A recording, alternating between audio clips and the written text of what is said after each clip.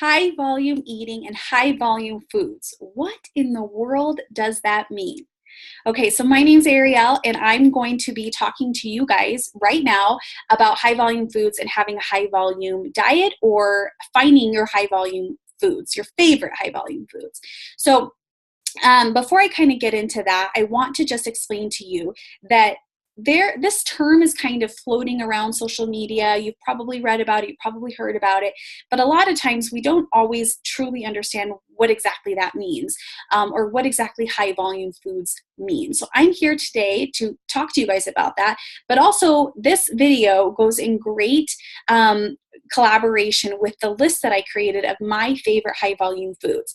Now, I want you to remember that when you are trying to lose weight, when you are trying to eat a healthier diet, you are going to figure out foods that you tend to like better than other people, right? We all have certain types of food because they remind us of something, they remind us of an event, of growing up in a good or a bad way. But we also have different types of food that feel differently within our body. So even if you have two side-by-side high volume different types of foods, one might still taste better and feel better within your stomach than the other. So the list that I've created for you guys is just a list to start. It's just a list of my favorite foods. So I obviously eat more than these foods, but they are my favorite high volume foods. So I tend to have to eat those different types of foods on my list more often than others. But there are a wide range of high volume foods. So a lot of times, before I kind of get into all of this, I want to explain to you guys and take a second to talk about why people choose to go the high volume nutrition or diet, why they choose to go that route. Because, right, we're so, oversaturated, and we're so consumed with different types of nutrition and diets and meal plans.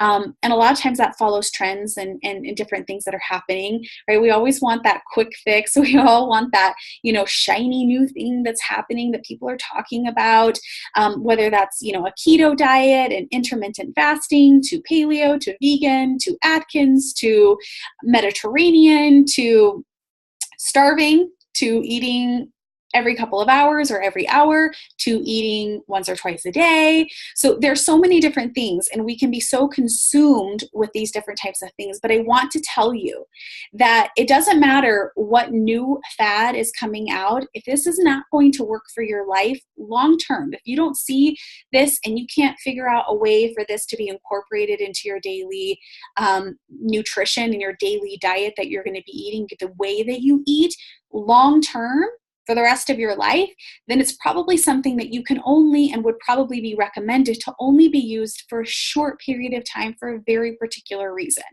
So don't always see all, that would be my recommendation, is when you see these new diets coming out, you see these new ways of eating coming out, ask yourself if that's something that you could do long term. And if it's not, consider only doing it for a short period of time. But high volume eating and having a high volume diet is something that you can do long term, okay?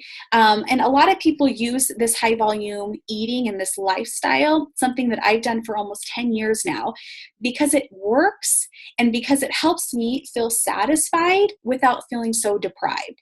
So when I started out on my weight loss journey almost 10 years ago now, I was looking to lose 60 pounds. I was over 215 pounds as a 5'3" woman, as a college student, and I was struggling with figuring out a way to lose weight.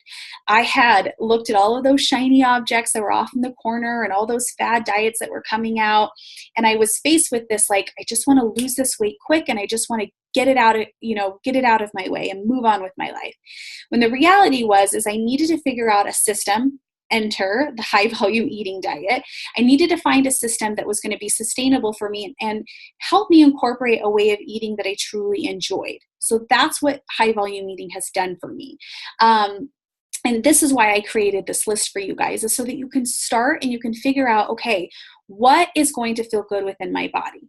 So what is high volume eating and what are high volume foods? In a nutshell, eating a high volume diet means that you are you're eating certain types of food that provide a lot of volume in your stomach, in your mouth, for you to be able to eat a smaller amount of calories at the end of the day. So if you were to take a bowl of brown rice and a bowl of spaghetti squash, right? Still healthy foods. Not, one's not better than the other. One's not bad, one's not good. It doesn't matter. They're different types of food. They provide different types of things, but you have brown rice and you have spaghetti squash.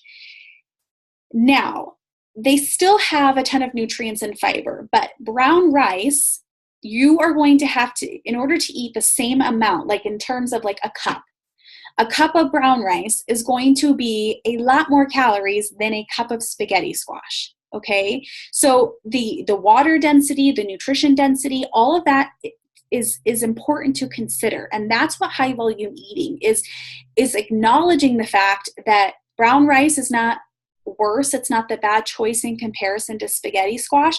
But if you are on a weight loss plan, if you are striving to take in less calories than you're putting, than you're needing in order for you to lose weight, if that's your goal is to lose weight, then you might want to eat something like spaghetti squash and a bowl of spaghetti squash, or a large bowl of spaghetti squash to help your stomach feel fuller than you were to eat brown rice, okay? So I'm a firm believer that calories matter. It doesn't matter if you're doing paleo, it doesn't matter if you're doing vegan, it doesn't matter if you're doing intermittent fasting. What matters at the end of the day is if you're burning more than you're putting in. That's going to create a weight loss plan for you. And it's up to you whether you're going to do that in a depriving state, where you're not going to get to enjoy the things that you want and you're going to have to starve yourself or over exercise, or you're going to do it in a way that you are choosing and you're being more strategic about the foods that you're putting into your body so that you can still create that calorie deficit, but you're not feeling like you're creating a calorie deficit, okay? So that's important for you guys to acknowledge and sort of remind ourselves. I know a lot of times we know this, but hearing it a second time, a third time, a 100th time could be that time where it's like, okay, things finally click for me. The reason why certain diets work for people is because they create a consistent calorie deficit. That's the secret. That's the secret. You're burning more than you're actually putting into your body. You just have to figure out a particular way of eating for you that creates this satisfaction still, even though you're taking in less calories. Okay. Enter in my favorite high volume foods. So we talked about what high volume eating is, and we've talked about how it works and why it works, because we're needing to create a calorie deficit within our life, or we're needing to make sure that we are able to fill our stomachs up and feel satisfied, slightly full, like we're not starving, and we're still able to create that calorie deficit, and we're still able to enjoy certain types of foods. So I'm going to break down each of the foods that you see on my list, because there's a certain thing that I want to talk about with you in terms of why I have these as a part of my favorite foods list. So the first category that you see on that list is your vegetables. Now, vegetables, you can't have a bad vegetable. I'm just going to tell you guys. But this is through trial and error over the last almost 10 years of eating different types of vegetables and figuring out, okay, what feels good in my body? Like, which ones take me a little bit longer to chew? Which ones pack a ton of flavor? Which ones do I actually enjoy eating? These are the ones that I enjoy eating. So there might be some on this list where you're just like, there's no way I'm eating that. I had a really bad experience, or I've never really liked that type of food. Then don't eat it. Like, there's no reason for you to like inhale and have to stuff food within your mouth and get it down your throat if you don't truly enjoy it, okay? So my favorite vegetables that create high volume amount for me is things like asparagus, because quite literally, like, they have a huge high water content. And when you add a little bit of olive oil and a little bit of salt, the flavor is absolutely amazing, especially when you cook them on the grill. I love asparagus. You can eat a large amount and have a much smaller calorie count. The same thing with bell peppers. Bell peppers create a sweet feeling for me. They have that crunch, so it almost feels like I'm eating a chip. And I really enjoy the different flavors that each of the bell peppers have, whether I get a huge one and I cut them up into slices, or I get the baby bell peppers and I kind of dip them in a dip. I really like bell peppers a lot. So asparagus, bell peppers, cauliflower, because believe it or not, when the huge keto diet kind of came out, everyone was looking for carbohydrate alternatives. And a lot of people turned to cauliflower, and even me learned a ton of new and exciting recipes. I love making tortillas out of cauliflower, a faux mashed potato, pizza crusts, fried rice with cauliflower substitutions, even steaming it and adding some coconut oil into it. I love cauliflower. Mushrooms are my next favorite high volume vegetable because one, you can eat a huge amount with very small number of calories, but they tend to be great fillers, and you can have them raw or you can cook them. And then my last favorite vegetable, high volume vegetable, is zucchini, because similarly to cauliflower, you can do a lot of different things with it.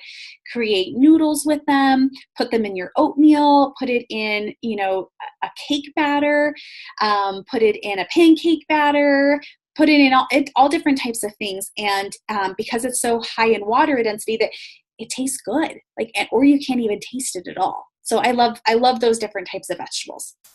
The next category I wanted to talk about is fruits.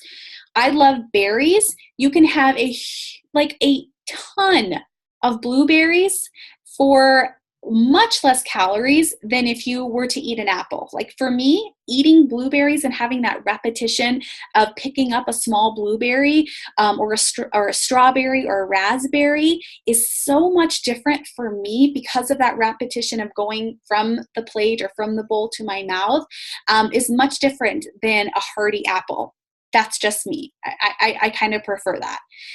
Also, melon is the same thing. Grapefruits, I think because they have so much flavor, I'm able to eat a large amount of it for less calories, and it has a huge amount of flavor. The same thing goes with kiwis and tangerines, or you might call them cuties. So, being able to have 2 cuties or 2 kiwis as opposed to an apple, or as opposed to a half of a banana, the amount of volume that I'm getting is much different. Call it a mind game, a mind trick. Having 2 for 1 seems different, right? I always do that with kids when I was teaching. You get 1 cookie, you cut it in half, and it's the same cookie, but you give it to them in 2 pieces and they think they're getting more. Perhaps that's the same reason why I like having kiwis and cuties or tangerines, because it's that same type of thing. I'm getting 2 for 1 in terms of the calories of them. Okay, so the next category I wanted to talk about was your healthy fats. Fats are still important for us. I know that we all know about this high fat, getting rid of the fat diets and choosing to just kind of eliminate fats. And we've all had that discussion, right? Fats are very healthy for us. Not too much, everything in moderation, not too much and not too little, but healthy fats are still important for our daily intake. Things like avocado. Avocado goes such a long way for me because you can use it as a spread or you can add it as a topping. The amount of volume that you can get out of an avocado is much different than you can get out of other different types of healthy fats. I also love cheese. But here's my recommendation for cheese when you're using it as a healthy fat. Shred it. Shred your cheese as opposed to slicing it. If you have a slice of cheese and you put it next to a mound of shredded cheese and you weigh them the same and you know that they're equal, you're going to look at it visually and you're going to say that it looks like the shredded cheese mound has more cheese than the slice of cheese, when the reality is it's exactly the same. So you can try this. I guarantee you to try it. If you have a scale, try it. It's such a mind game and it's such a trick that I think it's so important that I prefer having shredded cheese at all times, because if I'm eating it, I want to be able to feel like I'm getting a little bit more, and having that visual that I'm getting more helps me a lot. The next thing is coconut oil. So I love olive oil. I use olive oil in my daily cooking most of the time, but I turn to coconut oil, and there is a debate on whether one's healthier than the other or whether they're as healthy as the next. The reason I like coconut oil is because of the extra flavor. Olive oil, I can't taste it. I can sense that there's oil on there. I get that feeling of it on the different types of foods that I use olive oil on. But if I'm looking for extra flavor, coconut oil tends to provide more flavor for me. So whether I'm putting that in, like I said, I was doing that with cauliflower rice, or if I'm doing that with green beans or whatever, I tend to like having coconut oil much more so than using olive oil because of the extra flavor for it. And then my last healthy fat favorite is hummus. You can have a huge amount of hummus, especially if you're making it for yourself, or you're choosing to get an eggplant hummus, or you're choosing to get a particular type of hummus that has less calories. It's using different types than just the garbanzo beans. It's delicious, and it's providing you a lot more volume for a lot less calories. Okay, the next category I want to talk about is protein. We know how important protein is for our daily intake. We also know that all of these categories are important to have in moderation, but protein is still incredibly important, especially when you're training, or if you're doing a workout or a weightlifting program. Protein has a place within our lives. My first and biggest and favorite way of having my protein is in my daily Shakeology. It's a nutrition shake.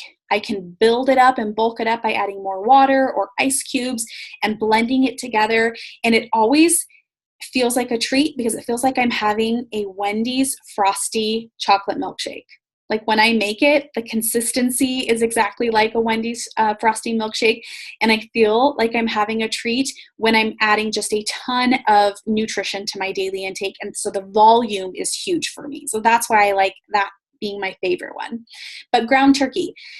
Ground turkey isn't always the easiest thing to cook because it can crumble, and it's a little bit drier than if you were to use beef. But I like having ground turkey because I like the way that you can still add a bunch of other things to it to help the flavor of it. But you're getting the same amount of volume as you would beef, but you're getting less calories. My next favorite protein is eggs. So I love eggs. I think it has a great amount of healthy fats in it, but also great protein. And I can use them in any forms. I can add them into my fried rice to beef up the protein a little bit, but I can also have, fried eggs. I can have hard-boiled eggs. I can have scrambled eggs, baked eggs, whatever. So I love having eggs. And the volume of it also provides a lot more for me because it has a little bit more of that fat in there. My next favorite is bison. I actually prefer bison to beef. I'm not a huge red meat person, but the amount of the smaller amount of fat that is in bison adds a ton of flavor for me. I don't have to add a lot of extra things to it, and it's still great and high in protein. My last protein favorite choice is shrimp. And I love shrimp. My husband's not a huge fan of it, so we don't eat it as much, but I love the versatility of being able to have shrimp. And you guys, you can eat a ton of shrimp for not very many calories. So you're filling up your stomach and you're saying, oh man, I feel like I ate a ton, when the reality is you didn't eat that many in terms of calories. So you can feel like you're having a lot more in your stomach. Okay, my last category for you is carbohydrates. I know they're getting a bad rep right now, and the reality is carbohydrates have a role within our lives. I know that we're still getting them from nuts, and we're still getting them from our vegetables and our fruits, but carbohydrates still are important within our lives, especially when we're training and to just live a healthy, balanced lifestyle. So some of my favorite are rolled oats. So people are if you're watching this and you're like, but I thought still cut oats are better than rolled oats. For me, because I can add more water to my rolled oats and microwave them or put them on the stove, and because the water is absorbed a lot easier in rolled oats versus steel cut oats, I prefer rolled oats. It provides a higher volume for me than steel cut. I've tried steel cut for many years, and I do like the flavoring of it better. But in terms of rolled oats, and because I'm adding a lot of times other things to it, like almond butter, which I love almond butter, it's a great high volume source of a healthy fat as well. But I can also add zucchini, or I've done sauteed cauliflower, believe it or not, in my rolled oats before if I need to sneak in an extra vegetable. And rolled oats just tend to work better for me in terms of volume. My next favorite is rice. So I love rice as a carbohydrate. I love jasmine rice. I also like brown rice. It depends on the brown rice for me because other times it tastes a little bit too hearty, but jasmine rice tends to have a little bit more of a sweeter taste, smell to it. And I love that texture of being able to have rice. So rice provides a lot of volume for me. Another one is sweet potatoes. because you can broil them, you can microwave them, you can mash them, and they're, again, sweet, and they provide a lot more volume for less calories. Corn tortillas. It's this mind trick again for me. I can get 2 corn tortillas or 1 flour tortilla. And like I said, it's a mind thing. I get 2 versus 1, whether or not they're actually the same in terms of weight, having the 2, if I were to split a flour tortilla in half, it's not the same. But having an actual corn tortilla is much different for me than having a flour tortilla. Call me crazy, but that's why the volume ideas work for me. And the last one is lentils for carbohydrates. So you can get a lot more mass and volume with lentils and beans than you can with something else like pasta. The amount per, the same calories for both is a lot different. So that's why it works for me. So those are sort of my list of my different types of food broken down into categories. The reality is when you're wanting to eat a balanced, or you're wanting to lose weight, you should be eating a balanced meal, which means that you should be eating from each of these categories. But remind yourself, you want to have more fruits and vegetables and healthy protein and healthy fats and less carbohydrates, because there are carbohydrates in all of those other ones. And even with that protein, there's fats within those, so you might need a little bit less fats. And there's more calories associated with carbohydrates and more calories associated with fats and more calories that are associated with our protein. So you have to realize that everything needs to be balanced a little bit. And if you need a little bit more help with, well, how many vegetable servings should I have and how much healthy fat should I have? And you are that type of person where you need numbers and you need more specifications and you need more of a specific plan for you and your particular goals, let me know. I can definitely help you with that. There's a great calculation that I use. There's a great system that I use to kind of help you organize that until you get a little bit better and on your feet with all of that. But again, you guys, high volume eating, being able to eat a larger amount of food with a smaller number of calories works for me. And it's something that I've been able to use for my life. And it's, like I said, it's been a trial and an error process of being able to figure out the different types of foods that I like and which ones I don't. And that goes with seasonal changes, hormonal changes, things that are happening within my life. A lot of times I'm addicted and I love sweet potatoes. And then other times I'm like, I've had them. I need a break from the sweet potatoes and I need to move to something else. So like right now I am on a cauliflower kick because I'm learning all these different recipes about them. So just remind yourself that you're going to go through ebbs and flows with different types of foods, but you're also going to go through some trial and error and saying, I'm never eating this again, or you know what, I'm going to try something new and I actually like it this time. So I hope that this is helpful for you guys and collaborates and is a nice addition to the list so that you're not just getting a list of foods, but you're actually hearing why I've chosen these different types of foods and hearing some of my tricks with them too. Because I think it matters and I think it's important. So thank you guys so much for joining me. If this was helpful, I would love it if you would pass this on to somebody that you think could benefit from it. I would also love it if you gave me some feedback, maybe some information about something else that you would like to see from me, something that's missing within your life, or if you just sort of kind of need a friend or you need some extra support or you need a coach, I'm here. I take new clients every single week and I help put them into private accountability groups. I also help people, over the phone and virtually. So it's definitely, I have something for you if you're looking to get healthier and you're looking to get fitter or you're just looking for a friend. I'm here. All right. So thank you so much for tuning in. And I can't wait to hear your feedback. Thanks, guys.